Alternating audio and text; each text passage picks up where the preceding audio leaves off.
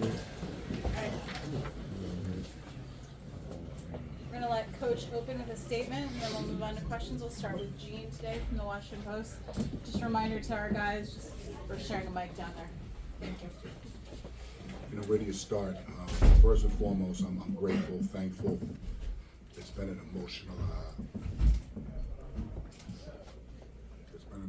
72 hours. Very emotional. Today's win is incredible for a lot of different reasons. Today was hard. It was a day I really didn't even want to coach, to be honest with you. It wasn't about the game. And it's just something where you just appreciate the moment. I was so grateful my son flew in with Valentine. I was so grateful to see my daughter today, my wife. And at the end of the day, that's what it's all about. I mean, everybody wants you to win. Everybody, hey, what we're doing here. Hey, Tommy's not playing. Hey, Caleb's not playing. Really, at the end of the day, it don't mean much when you really look at the big picture. And I'm not even trying to be Billy Graham, or I'm being really real. It was an emotional couple of days. And for our men to play the way they did, and a lot of people counted us out today. They counted us out. No Tommy, no Caleb. McKenna not playing a lot of minutes. Burks hasn't played a lot of minutes. Fielder had to step into a different role.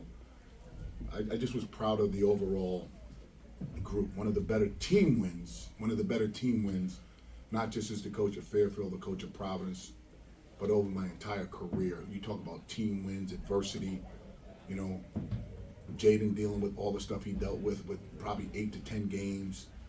This to me was a really signature win for me as a coach. And not so much because of the opponent, but because of the adversity that we were facing. And I thought our men were resilient on both sides of the ball. I thought Peavy once again proved to America he's one of the best players on both sides. It continues to just get better and better defensively. It's amazing. I saw the top defenders in the country, and for him not to be on it is an embarrassment. It's an absolute embarrassment for those that are voting. They're not watching the game the right way. I will put him on any player in America 1 through 5, and he will cut their water off. Happy about the win. Sorry this is so long-winded, but just proud of our men. Really proud of our men. A year ago today, I think we were 1 in 13 in the league. Literally 1 in 13.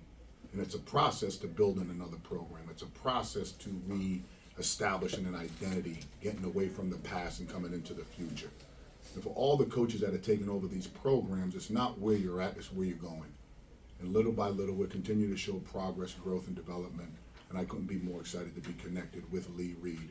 And I appreciate him for bringing me here to Georgetown to continue to build this program back to national prominence. All right, let's go to Gene. First of all, deepest condolences. I appreciate it. For your loss. Thank you. How much did you draw on the memory of your mom to kind of give you strength to get through today? And the second part is when you hear everyone chanting, I think we love Cooley in the second half. We've been in that situation before at other schools. They love you until they don't. Right? Yeah. Right? They love you until they don't. But your question is, Jane Victoria, my mom wasn't a big sports fan. Mom was about, my mom loved to clean. She loved organization. It's funny, when we go to the services, I don't know if they still have whisk. When I think of my mom, I just think about cleaning. I think about cleaning and laughing. You go through a lot of emotions, but what could I have done better as a son? That's what I think about. How could I have been more connected as a kid? And I think we all go through that. When you lose something that you think is always going to be there, and it's not there. As I was driving into work today, tears are coming down my eyes, like, what's wrong with me? And I can't pop out of that emotion. I've never dealt with grief to this depth in a long time. And I can feel it in my bones. I'm emotionally exhausted. And for any of the players, just how much did you want this for Coach, given what he's, given the passing of his mom? I wanted it with every fiber of my being. Like, Coach has done so much for myself and the whole team and everybody, he's around. And I just wanted it so bad. I'm glad we could get it done. Yeah, like Drew said, is a lot that coach does for his players and other people in general that a lot of people don't see, a lot of people don't know about. So when you're playing for a guy like that, and you're playing for somebody who just cares about people genuinely, then it's kind of like it's easy to go out there and play hard for him and give your all for him. So we wanted to win this game for coach. You know how much it meant to him. You know what he's going through. So we went out there and got it done. All right, let's move to Marcus Washington. If anyone on that side needs like pass on. Hey, Jayden, earlier in the week, you spoke about getting reps, and that's how you could get back into the groove of things. Tonight, you look like you are in a groove. Kim, safe to assume that you're getting the mic right around of, reps. I would say I'm getting right around the right amount of reps. I wouldn't say I'm back to myself yet. I'm still working and every day to work back and get back to the person I know I can be, the basketball player I know I can be. My teammates are helping me with that every day, my coaches, and it's just a process. And for Micah, this is your second time around with Providence. Just what were the differences tonight as opposed to that first game? I think for us, our fight. Like all of them said, we wanted to win this game so bad for coach, and we all huddled up and we said we weren't going to lose this game. So that was the difference. I think our will to win. I mean, our rebounding. I think we stepped it up rebounding, and that's what was one of the reasons why we lost last game. So I think that was a big thing was our rebounding.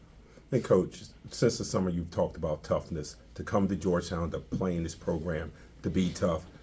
Tonight against Providence, it seemed like in spurts, if not for 40 minutes, that this was a tougher team. Was this what you've been talking about and what you've been wanting to see?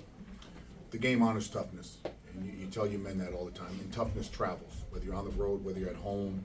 Resilience travels, and I thought our guys were really tough today. We were quick to the ball, right? We got 50-50 balls.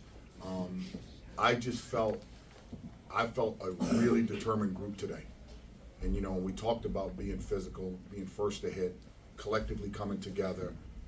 I felt an incredible fight from our group, and it was great to see. I mean, I loved it. I love when bodies are flying and people are smiling, and that's Big East basketball at its best. Drew, it seemed like you were particularly feisty there in that opening segment. Did you feel like you were kind of in a spot to try to set a tone for tonight, given the extra responsibility that you had? Absolutely. I mean, that's who I am. I love basketball so much, and just with all the stakes coming to this game, all the stuff behind it, I just wanted to show up for coach, trying to show up for my teammates. And the work that Jordan and Drew gave you tonight, I mean, it seemed like that was not just a bonus, but a necessary thing. How did Unsung hero of the game, really was. It's his length, his athleticism, right? Big shot at the end of the half. It was a 50-50 ball. We came up with it, and we made the right basketball play. It was one more. I don't know who gave him the assist, but that person could have easily shot because they were open, and they really trusted their teammate and trusted, the shooting that he's been putting in. So I was really proud for him and McKenna. Very, very proud, right? There's one of those moments when, kids are down, not playing a lot, and I always say you never know what's going to happen. Somebody's going to get hurt, somebody's going to get sick, something's going to happen to somebody's family, so everybody has to be prepared. And I have felt in leadership as a coach in higher education, everybody's going to judge us. How many did you win? How many championships? At the end of the day, this ain't about championships. You want it to be, but how many lives did you change? Some of us are first-gen kids that go to college. If I didn't go to college, maybe my son and daughter don't go to college. Like that, to me, at the end of the day, it's giving back to someone else that's greater than the game. But that's how we're judged as coaches and ADs, right? Well, you didn't win this, you didn't win that. You know what? When you're in that ground, they're not going to ask how many championships did you win. They're going to say how many lives did you change. And that's what I want to be known for. Helping young men, helping young women who would kick to the side, told they couldn't do anything, give them something to change their life, and that's what I want to be known for. We win a couple of games, lose a couple of games, that's fine. But at the end of the day, it is my goal to help as many people as we can live a dream that never thought they could live that. He never thought he was going to score 30 points in a game, in a college game, have the ball in his hand, be a decision maker. He just was like, go out there and defend everybody, and he averaged 8 or 9 points a game. this kid is an NBA first-round pick right in front of your eyes. You feel me? So that, to me, is giving people a chance to do something special. And I'm glad that he trusted us, because it comes down to trust. Again, I know that's long, but people need to understand this ain't always about just winning. It's how many lives are you changing. And Micah, kind of along those lines, I mean, you've obviously had a lot of good games this season, but did you feel even more attuned in doing everything today than maybe in a typical game? I just play to win, and I just want to take what the defense gives me, and I got going. I felt good. My teammates kept giving me the ball. They trusted me, and when the guys started coming down on defense, I wanted to kick the ball, and they hit the open shots.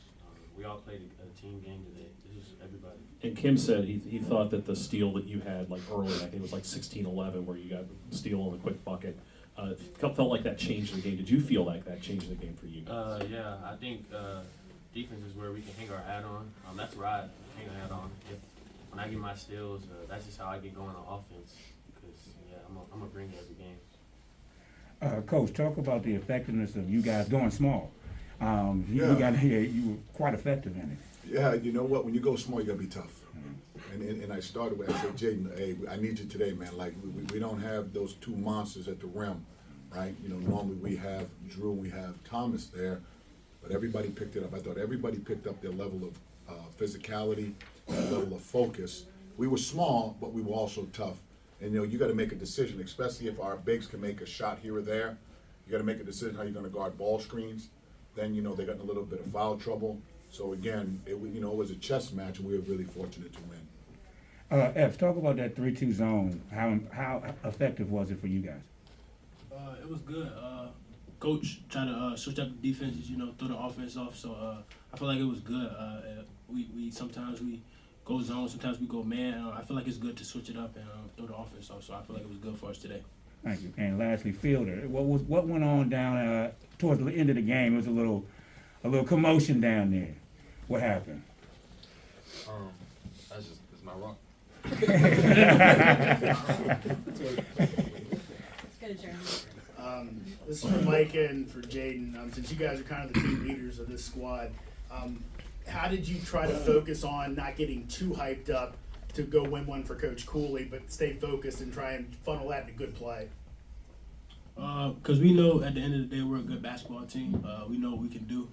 We know what coaches taught us, what the coaches has instilled in us. So we know at the end of the day we got to go win a basketball game. So all the emotions and everything that goes into the game, we know we had to lock in and we had to win the game. So just trying to keep the team poised and focused throughout the game was big for us. And Micah, being a good leader that he is, he did very well for us with that today.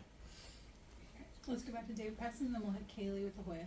You guys finished the first half on a 19-3 run. What was working there? How contagious were things getting on both? You know, when the ball's going in the basket, everything looks well, right? And I think it gives the guys confidence. I thought our defensive ability, we got deflections.